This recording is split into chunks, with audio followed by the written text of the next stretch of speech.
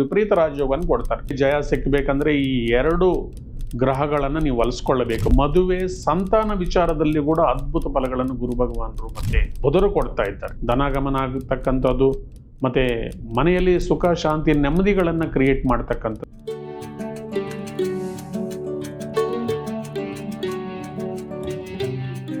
ಓಂ ಶ್ರೀ ಗಣೇಶಾಯ ನಮಃ. ಓಂ ಶ್ರೀ ಗುರುಭ್ಯೋ ನಮಃ. ಓಂ ಶ್ರೀ ಸರಸ್ವತೈ ನಮಃ. ಮಾತೃದೇವೋಭವ. ತತ್ವಮಸಿ ಚಾನಲ್ ಪ್ರೇಕ್ಷಕರಿಗೆ ನಿಮ್ಮ ರಾಘವನ್ ವೆಂಕಟರಾಘವನ್ ಮಾಡ್ತಕ್ಕಂಥ ನಮಸ್ಕಾರಗಳು. ಪ್ರೇಕ್ಷಕರೇ, ಇದು ಉಡುಪಿ ನ್ಯೂಮರಾಲಜಿ ಅಂಡ್ ಅಸ್ಟ್ರಾಲಜಿ ಕಾರ್ಯಕ್ರಮ ಮಾಸ ಭವಿಷ್ಯ. ಪ್ರತಿ ತಿಂಗಳು ನಮ್ಮ ಚಾನಲ್ ವತಿಯಿಂದ ಮಾಸ ಭವಿಷ್ಯವನ್ನು ಮಾಡ್ತಾ ಇದ್ದೀವಿ. ನೀವೆಲ್ಲರೂ ಕೂಡ ನಮಗೆ ಸಪೋರ್ಟ್ ಮಾಡ್ತಾ ಇರೋದಕ್ಕೆ ನಿಮ್ಮೆಲ್ಲರಿಗೂ ಕೂಡ ಹೃತ್ಪೂರ್ವಕ ಧನ್ಯವಾದಗಳು. ಯಾರ್ಯಾರು ನಮ್ಮ ಚಾನಲನ್ನು ಸಬ್ಸ್ಕ್ರೈಬ್ ಮಾಡ್ಕೊಂಡಿಲ್ವೋ ದಯವಿಟ್ಟು ಸಬ್ಸ್ಕ್ರೈಬ್ ಮಾಡ್ಕೊಳ್ಳಿ. 2026 ಆಗಸ್ಟ್ ತಿಂಗಳ ಫಲಾಫಲಗಳನ್ನು ನೋಡೋಣ ಬನ್ನಿ. ಇದು ಯಾರದೇ ಜಾತಕವಲ್ಲ, ಇದು ಗೋಚಾರ ಫಲ. ನಿಮ್ಮ ಮೂಲ ಜಾತಕಕ್ಕೆ ಈ ಗೋಚಾರ ಫಲವನ್ನು ನೀವು ಕಂಪೇರ್ ಮಾಡ್ಕೊಳ್ಳಿ. ದಶಾಭುಕ್ತಿಗಳು ಚೆನ್ನಾಗಿದ್ದರೆ ಫಲಗಳು ಚೆನ್ನಾಗಿರುತ್ತೆ, ದಶಾಭುಕ್ತಿಗಳು ಕಮ್ಮಿ ಇದ್ದರೆ ಸಾಧಾರಣವಾದಂಥ ಫಲಗಳು ಸಿಕ್ಕತ್ತೆ. ಗ್ರಹಗಳ ಒಂದು ಮೂಮೆಂಟನ್ನು ತಿಳ್ಕೊಳ್ತಕ್ಕಂಥ ಒಂದು ಸಮಯ. ಗುರು ಭಗವಾನರು ಕರ್ಕಾಟಕ ರಾಶಿಯಲ್ಲಿದ್ದಾರೆ. ಜೊತೆಗೆ ಬುಧ 6ನೇ ತಾರೀಕಿಂದ 22ನೇ ತಾರೀಕುವರೆಗೂ ಕರ್ಕಾಟಕ ರಾಶಿಯಲ್ಲಿ ಗುರು ಒಟ್ಟೊಟ್ಟಿಗೆ ಜರ್ನಿ ಮಾಡ್ತಾ ಇದ್ದಾರೆ. ಶನಿ ಭಗವಾನರು ಮೀನ ರಾಶಿಯಲ್ಲಿದ್ದಾರೆ. ರಾಹು ಭಗವಾನರು ಕುಂಭ ರಾಶಿಯಲ್ಲಿ, ಕೇತು ಸೂರ್ಯನ ಒಟ್ಟಿಗೆ ಸಿಂಹ ರಾಶಿಯಲ್ಲಿ. ಸೂರ್ಯ ಭಗವಾನರು ಆಗಸ್ಟ್ 18ನೇ ತಾರೀಕು ತನ್ನ ಸ್ವಂತ ರಾಶಿಗೆ ಜರ್ನಿ ಮಾಡ್ತಾ ಇದ್ದಾರೆ. ಶುಕ್ರ ಭಗವಾನರು ಮುಖ್ಯವಾಗಿ ನೀಚ ರಾಶಿಯಾಗಿರ್ತಕ್ಕಂಥ ಕನ್ಯಾ ರಾಶಿಯಲ್ಲಿ 2ನೇ ತಾರೀಕಿಂದ ಜರ್ನಿ ಮಾಡ್ತಾ ಇದ್ದಾರೆ. ಇನ್ನು ಉಳಿದಂಗೆ ಕುಜ ಭಗವಾನರು ತನ್ನ ಶತ್ರು ರಾಶಿಯಾಗಿರ್ತಕ್ಕಂಥ ಮಿಥುನ್ ರಾಶಿಯಲ್ಲಿ ಜರ್ನಿ ಮಾಡ್ತಾ ಇದ್ದಾರೆ. ಇದು ಗ್ರಹಗಳ ಚಲನೆ ಮತ್ತು ಇದು ಗೋಚಾರ ಫಲ. ಲಕ್ಷಾಂತರ ಜನಗೆ ಒಂದು ರಾಶಿಯಲ್ಲಿರ್ತಕ್ಕಂಥವ್ರಿಗೆ ಇದೊಂದು ಗೋಚಾರ ಫಲ. ಯಾರ್ದು ಇಂಡಿವಿಜುವಲ್ ಭವಿಷ್ಯ ನಾವು ಹೇಳ್ತಾ ಇಲ್ಲ. ಈ ಗೋಚಾರ ಫಲಗಳು ನಿಮ್ಮ ಜಾತಕದಲ್ಲಿರ್ತಕ್ಕಂಥ ಫಲಾಫಲಗಳಿಗೆ ಶುಭ ಅಥವಾ ಅಶುಭ ದಶೆಗಳು ನಡೀತಾ ಇದ್ದರೆ ಅದ ಮೇಲೆ ವೇರಿ ಆಗ್ತಾ ಇರುತ್ತೆ. ಒಮ್ಮೆ ನಿಮ್ಮ ಜಾತಕಗಳನ್ನು ಕೂಡ ಪರಿಶೀಲನೆ ಮಾಡಿಕೊಳ್ಳಿ. ಮತ್ತು ಜಾತಕದ ಜೊತೆಗೆ ಒಬ್ಬ ವ್ಯಕ್ತಿಯ ಮೇಲೆ ನೀವಿರ್ತಕ್ಕಂಥ ಮನೆ ಸ್ಥಾನಬಲ ಕೂಡ ನಿಮ್ಮ ಮೇಲೆ ಪರಿಣಾಮ ಬೀರ್ತಾ ಇರುತ್ತೆ. ಎಷ್ಟೋ ಸರ್ತಿ ನಿಮ್ಮ ನೇಮ್ ಕೂಡ ಸಂಖ್ಯಾಬಲಕ್ಕೆ ಇಲ್ಲದೆ ಇರುವಾಗ, ಸಂಖ್ಯಾಶಾಸ್ತ್ರದ ಪ್ರಕಾರ ಇಲ್ಲದೆ ಇರುವಾಗಲೂ ಕೂಡ ಸಾಕಷ್ಟು ತೊಂದರೆಗಳನ್ನು ಅನುಭವಿಸ್ತಾ ಇರ್ತೀರಿ. ಈಗ ಒಂದೊಂದು ರಾಶಿಯ ಫಲಾಫಲಗಳನ್ನು ತಿಳ್ಕೊಳ್ತಕ್ಕಂಥ ಸಮಯ. ಮುಂದಿನ ರಾಶಿ ವೃಶ್ಚಿಕ ರಾಶಿ. ಆಗಸ್ಟ್ ತಿಂಗಳಲ್ಲಿ ವೃಶ್ಚಿಕ ರಾಶಿ ಬಗ್ಗೆ ಫಲಾಫಲಗಳು ಯಾವ ಥರ ಇದೆ ನೋಡೋಣ ಬನ್ನಿ. ಸುಖದ ಭಾವದಲ್ಲಿ ರಾಹು ಇದ್ದಾರೆ. ಸುಖದ ಭಾವದಲ್ಲಿ ರಾಹು ಇದ್ದಾರೆ ಅಂದರೆ ಶ್ರಮೆ ಪಟ್ರೇನೆ ಫಲ ಇದೆ. ಅದೇ ರೀತಿ ನಿಮಗೆ ನಿಮ್ಮ ರಾಶಿಗೆ ಕರ್ಮಸ್ಥಾನದಲ್ಲಿ ರವಿ ಕೇತು ಇದ್ದಾರೆ. ಕರ್ಮಸ್ಥಾನದಲ್ಲಿ ರವಿ ಕೇತು ಇದ್ದಾರೆ ಅಂದರೆ ನಿಮಗೆ ಉದ್ಯೋಗ ವ್ಯವಹಾರಗಳಲ್ಲಿ ಜಯ ಸಿಕ್ಕಬೇಕಂದ್ರೆ ಈ ಎರಡು ಗ್ರಹಗಳನ್ನು ನೀವು ಒಲಿಸ್ಕೊಳ್ಳಬೇಕು. ಮೊದಲನೇದಾಗಿ ಸೂರ್ಯ ಭಗವಾನರು ಸೂರ್ಯ ನಮಸ್ಕಾರ ಮಾಡ್ತಾ ಬನ್ನಿ. ಕೇತು ಭಗವಾನರು ಹೊಲಿಸ್ಕೋಬೇಕಂದ್ರೆ ಗಣಪತಿ ಆರಾಧನೆ ಮಾಡ್ತಾ ಬನ್ನಿ. ರಾಹು ಭಗವಾನರು ಹೊಲಿಸ್ಕೋಬೇಕಂದ್ರೆ ದುರ್ಗಾದೇವಿಯನ್ನು ಆರಾಧನೆ ಮಾಡ್ತಾ ಬನ್ನಿ. ಉಳಿದಂಗೆ ಭಾಗ್ಯಸ್ಥಾನದಲ್ಲಿ ಗುರು ಭಗವಾನರಿದ್ದಾರೆ. ನಿಮಗೆ ಧನಾಧಿಪತಿಯಾಗಿ, ಕುಟುಂಬಾಧಿಪತಿಯಾಗಿ, ವಾಕ್ಸ್ಥಾನದ ಅಧಿಪತಿಯಾಗಿ ಗುರು ಲಾಭಸ್ಥಾನದಲ್ಲಿದ್ದಾರೆ. ಅಂದರೆ ನೀವು ಮಾಡ್ತಕ್ಕಂಥ ಕೆಲಸಗಳು ಮತ್ತು ನಿಮ್ಮ ಆಲೋಚನೆಯ ರೀತಿಯಲ್ಲಿ ಬದಲಾವಣೆಗಳನ್ನು ಬಂದು ಪಾಸಿಟಿವ್ ಥಿಂಕಿಂಗ್ ಕೊಟ್ಟು ನಿಮಗೆ ವಿದ್ಯಾಭ್ಯಾಸದ ವಿಚಾರದಲ್ಲಾಗಲಿ, ಉದ್ಯೋಗದ ವ್ಯವಹಾರದಲ್ಲಿ, ಮದುವೆ ಸಂತಾನ ವಿಚಾರದಲ್ಲಿ ಕೂಡ ಅದ್ಭುತ ಫಲಗಳನ್ನು ಗುರು ಭಗವಾನರು ಮತ್ತು ಬುಧರು ಕೊಡ್ತಾ ಇದ್ದಾರೆ. ಕಾಂಪಿಟೇಟಿವ್ ಎಕ್ಸಾಮಿನೇಷನ್ಸಲ್ಲಿ ನೀವೇನಾದರೂ ಫಾರಿನ್ ಹೋಗ್ಲಿಕ್ಕೆ ನೀವೇನಾದರೂ ಎಕ್ಸಾಮಿನೇಷನ್ಸ್ ಇಂಥದ್ದು ಬರೆಯೋದಿದ್ರೂ ಕೂಡ ಇದು ಸಕಾಲ. ಪ್ಲಸ್ ರೈತರಿಗೆ ತುಂಬಾ ಅನುಕೂಲಕರವಾಗಿರ್ತಕ್ಕಂಥದ್ದು. ಬುಧರು ಭಾಗ್ಯಸ್ಥಾನದಲ್ಲಿರೋದ್ರಿಂದ ನಿಮ್ಮ ಕಮರ್ಷಿಯಲ್ ಕ್ರಾಪ್ಸ್ಗಿಂತ ಅದಕ್ಕೆಲ್ಲ ಕೂಡ ಬೆಲೆ ಸಿಗ್ತಕ್ಕಂಥದ್ದು. ಲಾಭಸ್ಥಾನದಲ್ಲಿ ಶುಕ್ರ ಭಗವಾನರು ನೀಚರಾಗಿದ್ದರೂ ಕೂಡ ನಿಮಗೆ ಧನಾಗಮನ ಆಗತಕ್ಕಂಥದ್ದು ಮತ್ತು ಮನೆಯಲ್ಲಿ ಸುಖ ಶಾಂತಿ ನೆಮ್ಮದಿಗಳನ್ನು ಕ್ರಿಯೇಟ್ ಮಾಡ್ತಕ್ಕಂಥದ್ದು. ಆದರೆ ನಿಮಗೆ 8ನೇ ಮನೆಯಲ್ಲಿ ಕುಜ ಭಗವಾನರಿದ್ದಾರೆ. ನಿಮ್ಮ ರಾಶಿ ಅಧಿಪತಿಯಾಗಿ 6ನೇ ಮನೆ ಅಧಿಪತಿಯಾಗಿ 8ರಲ್ಲಿದ್ದಾರೆ. ಅಂದರೆ ವಿಪರೀತ ರಾಜಯೋಗವನ್ನು ಕೊಡ್ತಾರೆ. ಮೊದಲು ಟೆನ್ಷನ್ ಕೊಟ್ಟು ಕಷ್ಟ ಕೊಟ್ಟು ಆಮೇಲೆ ಸುಖವನ್ನು ಕೊಡ್ತಕ್ಕಂಥವ್ರು ಕುಜರು. ಆದರೆ ನಿಮ್ಮ ವಾಕ್ಸ್ಥಾನವನ್ನು ಕುಜ ನೋಡ್ತಾ ಇರೋದ್ರಿಂದ ಮಾತಿನ ಮೇಲೆ ನಿಗಾ ಇರಲಿ. ಯಾರಿಗೂ ಕೇಡು ಬಯಸೋದು ಬೇಡ, ಯಾರ ಮೇಲೂ ದ್ವೇಷ ಸಾಧಿಸೋದು ಬೇಡ. ಶಾಂತಿ, ಸಮೃದ್ಧಿ, ಪ್ರೀತಿ, ಪ್ರೇಮವನ್ನು ಮನಸ್ಸಲ್ಲಿ ತುಂಬಿಕೊಳ್ಳಿ. ಹಾಗೆ ನಿಮಗೆ ಪೂರ್ವಜನ್ಮದ ಪುಣ್ಯಸ್ಥಾನದಲ್ಲಿ ಶನಿ ಭಗವಾನರಿದ್ದಾರೆ. ಪೂರ್ವಜನ್ಮದ ಪುಣ್ಯಸ್ಥಾನದಲ್ಲಿ ಶನಿ ಭಗವಾನರು ಹೋಗ್ತಾ ಇದ್ದಾರೆ ಅಂದರೆ ನಿಮ್ಮ ಕರ್ಮಫಲಗಳು ಫಲಾಫಲಗಳು ಬರ್ತಕ್ಕಂಥದ್ದು ಸಾವಧಾನವಾಗಿ ನಿಧಾನವಾಗಿ ಕೈಗೆ ಸಿಗ್ತಾ ಇದೆ.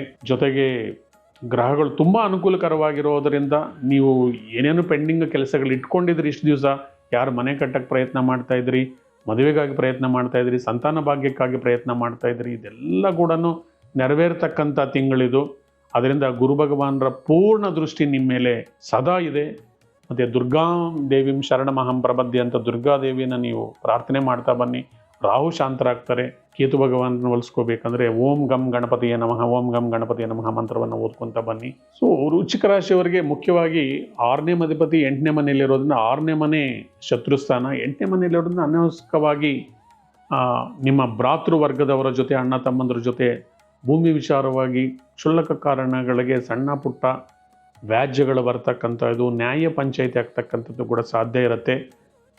ಕುಜರನ ಒಲಿಸ್ಕೋಬೇಕಂದ್ರೆ ಸುಬ್ರಹ್ಮಣ್ಯ ಸ್ವಾಮಿಯನ್ನು ಓದ್ತಾ ಬನ್ನಿ. ಸುಬ್ರಹ್ಮಣ್ಯ ಸ್ವಾಮಿ ಕರಾವಲಂಬನ ಸ್ತೋತ್ರವನ್ನು ಓದ್ತಾ ಬನ್ನಿ. ಮಂಗಳವಾರ ಅಥವಾ ಸೋಮವಾರ ನಾಗರಕಲ್ಲಿಗೆ ಹಾಲಿನ ಅಭಿಷೇಕ ಮಾಡೋದರಿಂದ ಕೂಡ ಕೇತು ಶಾಂತಿ ಆಗತ್ತೆ. ಮತ್ತು ಭೂಮಿ ವ್ಯವಹಾರಗಳಲ್ಲಿ ಸ್ವಲ್ಪ ತಾಳ್ಮೆಯನ್ನು ವಹಿಸಿ. ಯಾಕಂದರೆ 8ನೇ ಮನೆಯಲ್ಲಿ ಕುಜ ಇದ್ದಾರೆ ಅಂದರೆ ಆ ಥರದ ನಿರ್ಧಾರಗಳು ಬೇಡ. ಸ್ವಲ್ಪ ತಾಳ್ಮೆಯಿಂದ ಇದ್ದರೆ ನೀವು ಸೇಲ್ ಮಾಡ್ತಕ್ಕಂಥ ಭೂಮಿಗೆ ಕೂಡ ಸರಿಯಾದ ಬೆಲೆ ಸಿಕ್ಕತ್ತೆ. ನೀವು ತೊಗೋಬೇಕಂದ್ರೂ ಕೂಡ ನಿಮಗೆ ಸರಿಯಾದಂಥ ಬೆಲೆ ಸಿಕ್ಕಿ ನಿಮಗೆ ಜಯವನ್ನು ಕೊಡುತ್ತೆ. ಈ ಕಾರ್ಯಕ್ರಮವನ್ನು ಮುಕ್ತಾಯ ಮಾಡೋಕ್ಕೆ ಮೊದಲು ಉಡುಪಿ ವಾಸ್ತು ಶಾಸ್ತ್ರದ ಪ್ರಕಾರ ಕೆಲವು ಗೃಹ ವಾಸ್ತು ಟಿಪ್ಸನ್ನು ತಿಳ್ಕೊಳ್ಳೋಣ. ನಾನು ಲಾಸ್ಟ್ ಟೈಮ್ ಹೇಳಿದ್ದೆ ನಿಮಗೆ, ಈ ಸರ್ತಿ ಅಗ್ನಿಮೂಲೆ ಬಗ್ಗೆ ನಾನು ಮಾತಾಡ್ತೀನಿ. ಸೌತ್ ಈಸ್ಟ್ ಕಾರ್ನರ್ ಅಗ್ನಿಮೂಲೆ. ಯೂಶಲಿ ಸೌತ್ ಈಸ್ಟ್ ಮೂಲೆ ಅಂದ್ರೆ ಎಲ್ಲರಿಗೂ ಗೊತ್ತಾಗೋದು ಅಡುಗೆ ಕೋಣೆ, ಅಡುಗೆ ಮನೆ ನಾವು ಇಡ್ತಕ್ಕಂಥ ಸ್ಥಳ ಅಂತ. ಈ ಅಡುಗೆ ಮನೆ ಯಾವ ಥರ ಇರಬೇಕು, ಈ ಕೋಣೆಯಲ್ಲಿ ಯಾವ ವಸ್ತುಗಳು ಇರಬೇಕು, ಯಾವ ವಸ್ತುಗಳು ಇರಬಾರ್ದು, ಇದು ಕೆಲವು ವಿಚಾರಗಳನ್ನು ತಿಳ್ಕೋಬೇಕು. ಒಂದು ವೇಳೆ ಅಡುಗೆ ಮನೆ ವಾಸ್ತು ಸರಿಯಾಗಿಲ್ಲ ಅಂದರೆ ನೀವು ಸರಳವಾಗಿರ್ತಕ್ಕಂಥ ಉಪಾಯಗಳನ್ನು ಯಾವ ಥರ ಬಳಸ್ಕೋಬೇಕು. ಇದರಲ್ಲಿ ಒಡೆಯೋದಿರೋದಿಲ್ಲ, ಬಡಿಯೋದಿರೋದಿಲ್ಲ, ಕೆಡವೋದಿರೋದಿಲ್ಲ. ಕೇವಲ ಕಲರ್ ಕಾಂಬಿನೇಷನ್ಸ್ ಮತ್ತು ಸರಳ ಉಪಾಯಗಳಿಂದ ಇದನ್ನು ಯಾವ ಥರ ಸರಿಪಡಿಸ್ಕೊಳ್ಬೋದು ಅಂತಕ್ಕಂಥ ವಿಚಾರವನ್ನು. ಮೊದಲನೇದಾಗಿ, ಅಡುಗೆ ಮನೆಯಲ್ಲಿ ನೀವು ಸ್ಟವ್ ಇಡ್ತಕ್ಕಂಥ ಒಂದು ಸ್ಲ್ಯಾಬು ಯಾವಾಗಲೂ ಗ್ರೀನ್ ಕಲರ್ ಇರೋ ಥರ ನೋಡ್ಕೊಳ್ಳಿ. ಒಂದು ವೇಳೆ ನಿಮ್ಮ ಮನೆಯಲ್ಲಿ ಆಲ್ರೆಡಿ ಬೇರೆ ಸ್ಲ್ಯಾಬ್ ಹಾಕಿದ್ದಾರೆ, ಒಂದು ಕಪ್ಪು ಕಲರ್ದು ಈ ಥರ ಸ್ಲ್ಯಾಬ್ ಏನಾಗಿದ್ರು ಹಾಕಿದರೆ, ನೀವು ಸ್ಟವ್ ಕೆಳಗಡೆ ಒಂದು ಗ್ರೀನ್ ಟೈಲ್ಸನ್ನು ಹಾಕ್ಬಿಟ್ಟು ಅದರ ಮೇಲೆ ಸ್ಟವ್ ಇಟ್ಕೊಳ್ಳಿ. ಮತ್ತು ಈ ಮೂಲೆಯಲ್ಲಿ ಸಾಧ್ಯವಿದ್ದಷ್ಟು ಕೂಡ ಕೆಂಪು ಬಣ್ಣ ಇರೋ ಥರ ನೋಡ್ಕೊಳ್ಳಿ. ಒಂದು ವೇಳೆ ಈ ಮೂಲೆ ಏನಾದರೂ ಕಟ್ಟಾಗಿದ್ದರೆ ಅಥವಾ ಈ ಮೂಲೆಯಲ್ಲಿ ಬಣ್ಣಗಳು ನಿಮಗೆ ಮ್ಯಾಚ್ ಆಗಿಲ್ಲ ಅಂತ ಹೇಳಿದರೆ, ಕೆಂಪು ಬಣ್ಣದ ಒಂದು 0 ಕ್ಯಾಂಡಲ್ ಲೈಟ್ ಬಲ್ಬನ್ನು ರೆಗ್ಯುಲರ್ ಆಗಿ ಇಲ್ಲಿ ಬೆಳಗಿಸ್ಬೇಕು. ಯೂಶಲಿ ಅಡುಗೆ ಮನೆಯಲ್ಲಿ ಒಂದು ಅನ್ನಪೂರ್ಣೇಶ್ವರಿ ಒಂದು ಚಿಕ್ಕ ವಿಗ್ರಹ ಅಥವಾ ಒಂದು ಫೋಟೋವನ್ನು ಇಟ್ಕೊಂಡು ನೀವು 24x7 ಕಾಮಾಖ್ಯ ದೀಪವನ್ನು ನೀವು ಹಚ್ಚಿದರೆ, ಇಲ್ಲಿ ಬೆಂಕಿ ಉರಿದರೆ ನಿರಂತರವಾಗಿ, ಅಂದರೆ ದೀಪ ಉರಿತಾ ಇದ್ದರೆ ನಿಮ್ಮ ಮನೆಯಲ್ಲಿ ಶುಭಫಲಗಳು ಹೆಚ್ಚಾಗತ್ತೆ. ಯಾಕೆಂದರೆ ಅಗ್ನಿಮೂಲೆ ಅಂತಕ್ಕಂಥದ್ದು ನಮಗೆ ಐಶ್ವರ್ಯ, ಯಶಸ್ಸು, ಕೀರ್ತಿ, ಆರೋಗ್ಯವನ್ನು ಕೊಡ್ತಕ್ಕಂಥದ್ದು. ಸೊ ಒಂದು ವೇಳೆ ಈ ಮೂಲೆಯಲ್ಲಿ ಏನಾದರೂ ನೀವು ಕಬೋರ್ಡಲ್ಲಿ ಗ್ಲಾಸ್ ಕಾಣೋ ಥರ ಗ್ಲಾಸ್ ಏನಾದರೂ ನೀವು ಕಬೋರ್ಡ್ಸಲ್ಲಿ ನೀವು ಹಾಕಿದರೆ, ಆ ಗ್ಲಾಸ್ಗೆ ನೀವು ರೆಡ್ ಕಲರ್ ಸ್ಟಿಕ್ಕರ್ಸನ್ನು ಹಾಕ್ಕೊಂಬಿಡಿ. ಮತ್ತು ಈ ಮೂಲೆಯಲ್ಲಿ ಸಾಧ್ಯವಿದ್ದಷ್ಟು ಕೂಡ ಕನ್ನಡಿಗಳಿರಬಾರ್ದು, ಯಾವುದೇ ರೀತಿಯ ಕನ್ನಡಿಗಳಿರಬಾರ್ದು. ಮತ್ತು ಈ ಮೂಲೆಯಲ್ಲಿ ಡ್ರ್ಯಾಗನ್ ಚಿತ್ರವನ್ನು, ಕೆಂಪು ಬಣ್ಣದ ಒಂದು ಡ್ರ್ಯಾಗನ್ ಚಿತ್ರವನ್ನು ನೀವು ಇಟ್ಟಿದ್ದೇ ಆಗಿದರೆ ನಿಮಗೆ ಎಂಡ್ಲೆಸ್ ಲಕ್ ಅನ್ನೋದು ಬರ್ತಾ ಇರುತ್ತೆ.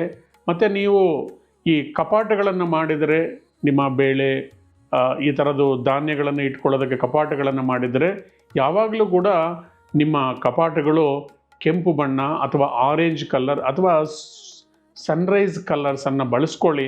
ಗ್ರೀನ್ ಕಲರ್ ಕೂಡ ಈ ಮೂಲೆಯಲ್ಲಿ ನೀವು ಬಳಸ್ಕೊಳ್ಬೋದು. ಒಂದು ವೇಳೆ ಅಗ್ನಿಮೂಲೆಯಲ್ಲಿ ಸ್ಟೆಪ್ಸು ಬೆಳೆದಿದ್ದು ನಿಮ್ಮ ಎಲಿವೇಶನ್ಗೆ ಕೂಡ ಅಟ್ಯಾಚ್ ಆಗಿದ್ರೆ ಅಗ್ನಿಮೂಲೆ ದೋಷ ಬರುತ್ತೆ. ಅಥವಾ ಅಗ್ನಿಮೂಲೆಗೆ ಏನಾದರೂ ರೋಡ್ ಹಿಟ್ಟಿದ್ರೆ ಔಟ್ಸೈಡಿಂದ ಕೂಡ ಅಗ್ನಿಮೂಲೆ ದೋಷಗಳು ಬರ್ತಾ ಇರುತ್ತೆ. ಈ ಥರ ಅಗ್ನಿಮೂಲೆಗೆ ಎದುರುಗಡೆಯಾಗಿ ಸ್ಟೆಪ್ಸ್ ಬಂದಾಗಲೂ ಕೂಡ ಆಗ್ನೇಯ ದೋಷಗಳು ಏರ್ಪಾಟಾಗ್ತಾ ಇರುತ್ತೆ. ಇದಕ್ಕಾಗಿ ನೀವು ಕಾಂಪೌಂಡಿಂದ ಹೊರಗಡೆಗೆ ತುಳಸಿ ಗಿಡಗಳನ್ನು ಬೆಳೆಸ್ಕೊಳ್ಳೋದು.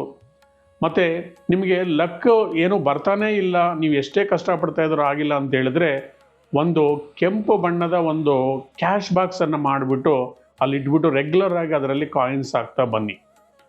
ಒಂದು ವೇಳೆ ಏನಾದರೂ ಈ ಮೂಲೆಯಲ್ಲಿ ನಿಮಗೆ ಶೌಚಾಲಯ ಬಂದಿದ್ದರೆ, ಟಾಯ್ಲೆಟ್ ಬಂದಿದ್ದರೆ, ಇದು ತುಂಬಾ ಅಶುಭ ಅಂತ ನಾವು ಪರಿಗಣನೆ ಮಾಡ್ತೀವಿ.